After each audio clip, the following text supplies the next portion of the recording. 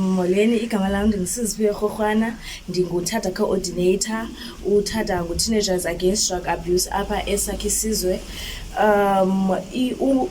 uTADA yena injongo yakhe ukubana araise i-awareness kwi-drugs apha ezikolweni. uTADA uhamba izikolo, mostly i-high schools, cause kwi-high schools zizo ezidilishana nee-drugs kakhulu. Namhlanje sine-Children's Parliament apho khona sizobona ii-challenges zabantwana kwi-high schools, ubana badilishana nantoni and bangancediswa kwintoni.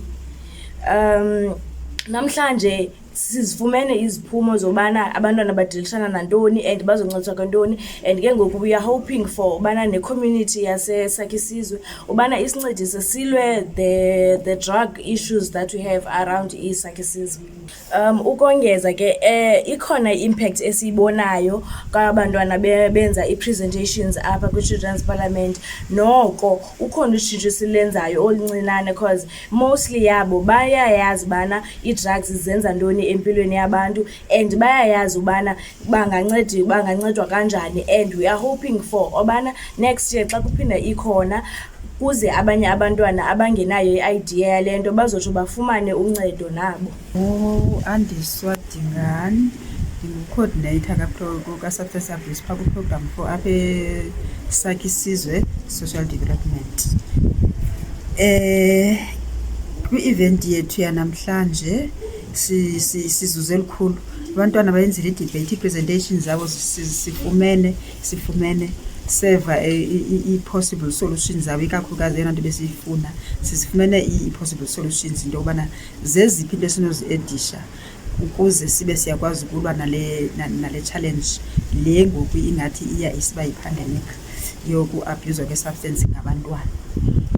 So sizazithatha ezinye zazo sizidlulisele kumasipala, then umasipala uzazidlulisela ukuhamba kwazo ziyobekwa, so that xana kuphindwa kureviewa mhlawumbi i-act yethu neepolicies zabo zibe ziya-edishwa ngoba zilutho kakhulu. At the same time we're just trying to measure the impact of uTADA yilaa program ye-Teenagers Against Drug Abuse.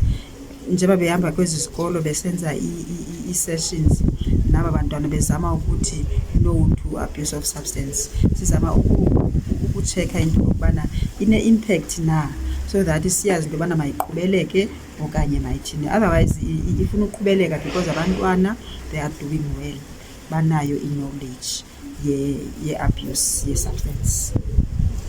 Thank you.